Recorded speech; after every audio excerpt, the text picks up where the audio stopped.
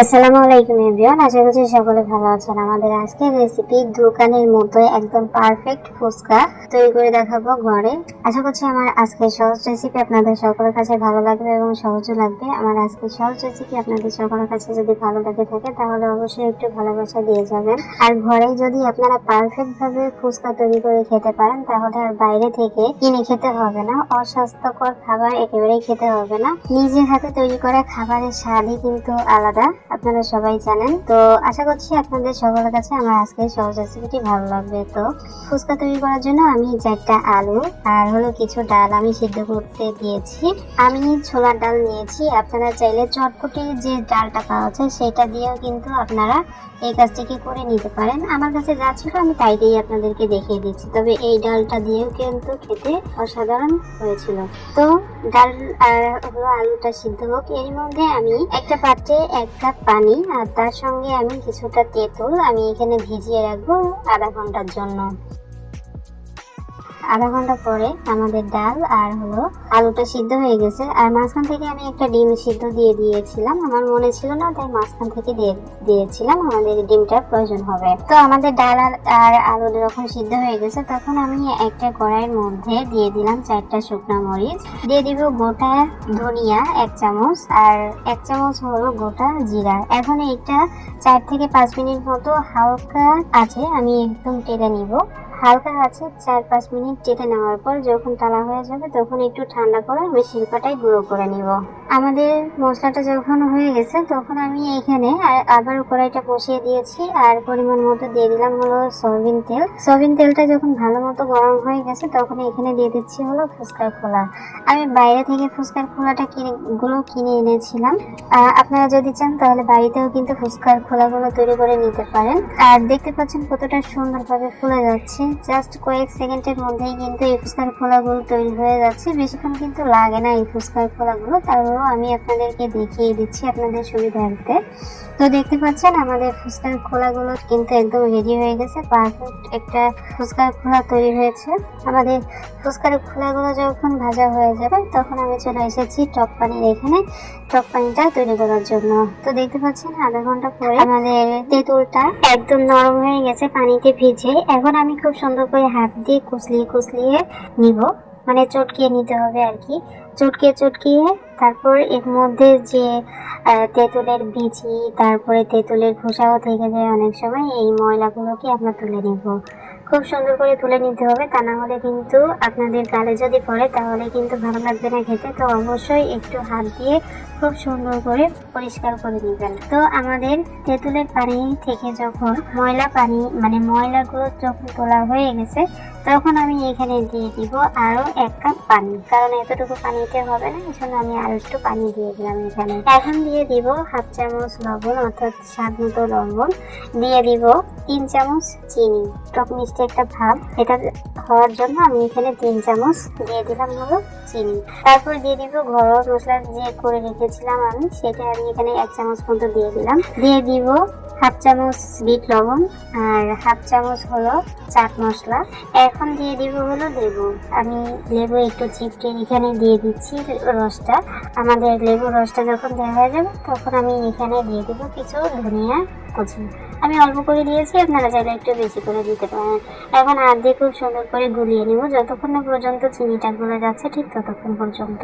তো আমি হাত দিয়ে করে নিচ্ছি, যেহেতু হাত দিয়ে আমি লেবু চিপিয়ে নিয়েছি এজন্য আমি হাত দিয়ে গুলিয়ে নিয়েছি। আপনারা চাইলে চামচ দিয়েও কিন্তু করে নিতে পারেন। তো এখানে আমি আরো 2টো লেবু স্লাইস দিয়ে দিলাম। ব্যাস, আমাদের ফুচকা খাওয়ার জন্য তেঁতুলের পানিটা কিন্তু একদম পারফেক্ট ভাবে তৈরি হয়ে গেছে। এখন আমি একটা পাত্রে নিয়ে নিলাম 5-6টার মতো শুকনো মরিচ, 1/2 চামচ লবণ দিয়ে দিলাম, সাথে পেঁয়াজ কুচি নিয়ে নিলাম আর হলো কাঁচামরিচ কুচি। এখন লবণের সঙ্গে খুব সুন্দর করে আমি শুকনো মরিচটাকে ভেঙে নিব। আমাদের শুকনো মরিচ যখন ভালো করে ডলা হয়ে যাবে তখন এখানে কাঁচা পেঁয়াজ আর হলো কাঁচামরিচটাকেও একসঙ্গে ভালো করে মিশিয়ে নিব। তো দেখতে পাচ্ছেন আমি খুব সুন্দর করে একটু মিশিয়ে নিলাম সবকিছুর সঙ্গে। আমাদের পেঁয়াজ মরিচ যখন ভালো করে ডলা হয়ে গেছে তখন আমি এখানে দিয়ে দিচ্ছি আগে থেকে সিদ্ধ করা আলু। আমি যে আলুর গায়ে থেকে খুব সুন্দর করে খোসাটা ছাড়িয়ে নিয়েছি। আর আমি হাত দিয়ে ডলে নিচ্ছি। আপনারা চাইলে যে ম্যাশার দিয়েও কিন্তু আলুটাকে ম্যাশ করে নিতে পারেন। তো আমি হাত দিয়ে করে নিচ্ছি। হাত দিয়ে যদি আপনারা এইভাবে কাজটা করেন তাহলে কিন্তু ফুচকা খেতে অনেক বেশি মজা লাগবে। তো আমাদের আলুটা যখন মেশানো হয়ে গেছে তখন আমি এখানে দিয়ে দিচ্ছি আগে থেকে যে ডাল আমি ইস্তে করে রেখেছিলাম সেই ডালটাকেও কিন্তু আমি হাত দিয়ে খুব সুন্দর করে ভেঙে নিচ্ছি। আমি কিন্তু সবকিছু হাত দিয়ে করে নিচ্ছি। আপনারা চাইলে স্টিলের গ্লাসের সাহায্যেও কিন্তু করে নিতে পারেন, তবে একটু দানা দানা থাকলে কিন্তু ফুচকাটা খেতে অনেক বেশি মজা হবে। তো আমি ডালটাও খুব সুন্দর করে মিশিয়ে নিয়েছি। এখন দিচ্ছি গরম মশলা একটু ছিল, সেটা আমি এখানে দিয়ে দিচ্ছি। দিয়ে দিব হাফ চামচ বিট লবণ, তারপরে চাট মশলা হাফ চামচ, তারপরে এখানে দিয়ে দিচ্ছি কিছু শসা কুচি, আর দিয়ে দিব টমেটো কুচি। এগুলো অবশ্যই দিবেন। এগুলো দেওয়ার পর আমি আবার খুব সুন্দর করে আলু এবং ডালের সঙ্গে মিশিয়ে নিচ্ছি। আপনারা যদি দোকানের মতো পারফেক্ট ফুচকা পেতে চান তাহলে আমার এই ভিডিওটার স্টেপ বাই স্টেপ ফলো করতে হবে, তা না হলে কিন্তু আপনাদের পারফেক্ট ফুচকাটা রেডি হবে না। সব কিছু যখন ভালো করে মেশানো হয়ে গেছে তখন আমি এখানে দিয়ে দেবো একটু তেঁতুলের পানিটা দিয়ে আমি আবারও খুব সুন্দর করে মিশিয়ে নিব। আর অবশ্যই আপনারা একটু চেক করে নেবেন লবণটা ঠিকঠাক মতো হয়েছে কিনা। যদি কম হয়ে যায় তাহলে আরেকটু দিতে পারেন। আর এই আলুটা যখন মাখা হয়ে যাবে তখন আমি আরও কিছুটা শসা কুচি আর ধনিয়া পাতা কুচি এখানে দিয়ে আবার খুব সুন্দর করে মিশিয়ে নিলাম। ব্যাস রেডি হয়ে গেল ফুচকা খাওয়ার জন্য আমাদের পারফেক্ট আলু আর ডালের ভর্তা।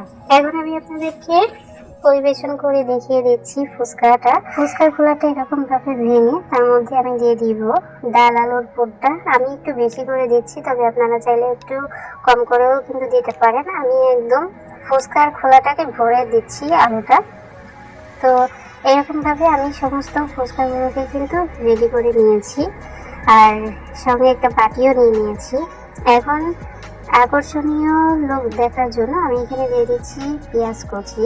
প্রত্যেকটা ফুচকার উপর পেঁয়াজ কুচি দিয়ে দিব শসা কুচি, আর দিয়ে দিব টমেটো কুচি। আমার একটা প্লেটে ছিল না, এই জন্য আমি পাশ দিয়ে কিন্তু আরো একটা প্লেট রেডি করে নিচ্ছি ফুচকার প্লেট। তারপর দিয়ে দিচ্ছি কাঁচামরিচ কুচি, আর তারপরে দিয়ে দিব টক পানি আমি বাটিতে ঢেলে নিচ্ছি। দেখতে পাচ্ছেন, দেখতে কিন্তু খুবই সুন্দর লাগছে। আর দোকানের মতো পারফেক্ট এবং আরো আকর্ষণীয় লোক দেখার জন্য আপনারা এখানে এই যে ডিম সিদ্ধ আমি করে রেখেছিলাম সেই ডিম সিদ্ধটা আমি এখানে গ্রেট করে দিচ্ছি। তবে এটা একটা অপশনাল, আপনাদের যদি ভালো লাগে তাহলে অবশ্যই দিবেন, আর না ভালো লাগলে কোনো প্রয়োজন নেই। আমি যেহেতু ডিম সিদ্ধ দিয়েছিলাম এই জন্য আমি এখানে ডিম সিদ্ধটাও কিন্তু দিয়ে দিলাম। দেখতে পাচ্ছেন মাশাআল্লাহ কতটা লোভনীয় হয়েছে, খেতে তো মাশাআল্লাহ দুর্দান্ত হয়েছিল। বাড়িতে অবশ্যই ট্রাই করবেন, একদম দোকানের মতো কিন্তু লোক এসেছে, আপনারা কিন্তু দেখতে পাচ্ছেন। ফাইনালি আমাদের আজকের রেসিপি এতটুকুই। কেমন লাগলো অবশ্যই লাইক করে জানিয়ে যাবেন। আর আমি আপনাদেরকে একটা ফুচকা কাছ থেকে দেখিয়ে দিচ্ছি এবং আমি একটা খেয়েও দেখিয়ে দিচ্ছি। খেতে তো অসাধারণ হয়েছিল। যাই হোক, আপনারা বাড়িতে ট্রাই করবেন। সবাই অনেক ভালো থাকেন, সুস্থ থাকেন। আমাদের পরবর্তী ভিডিও দেখার আমন্ত্রণ জানিয়ে যেখানে বিদায় নিচ্ছি। আল্লাহ হাফেজ।